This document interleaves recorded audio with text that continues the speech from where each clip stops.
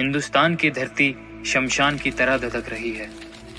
चारों ओर लगे लाशों के ढेर इंसानियत के लुप्त हो जाने का संकेत कर रहे हैं। यदि इन सब के पीछे छिपे वजह को जानने के लिए दिमाग पर जोर डालेंगे तो लगेगा कि कहीं चूक हुई है, कोई बहुत बड़ी चूक हुई है, जिसका खामियाजा पूरी मनुष्य जाति भुगत रही है।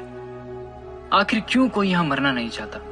हर शख्स को ये मालूम है कि एक दिन अवश्य ही इस दुनिया को छोड़कर जाना होगा, लेकिन फिर भी हर कोई हर कीमत पर जीना चाहता है। कितनी अजीब सी बात है कि हर कोई जीना चाहता है लेकिन फिर भी मर जाता है।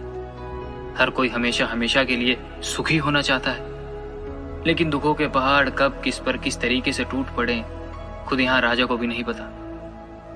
हर इंसान चाहता है कि कम काम करके ज्यादा धन और आराम मिल जाए। जिसके पास जितना ज्यादा धन उतनी ही परेशानी, उतनी ही बीमारी।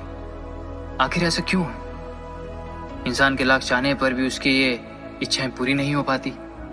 मैं बताता हूं, हमसे एक ऐसी चूक हुई है, एक ऐसे स्थान को छोड़कर आने की चूक जहां कभी जन्म मृत्यु था ही नहीं, जहां इंसान कभी वृद्ध नहीं होता था, जहां कोई दुख नहीं था, जहां निष्कर्म में सिद्धि प्राप्त होती है।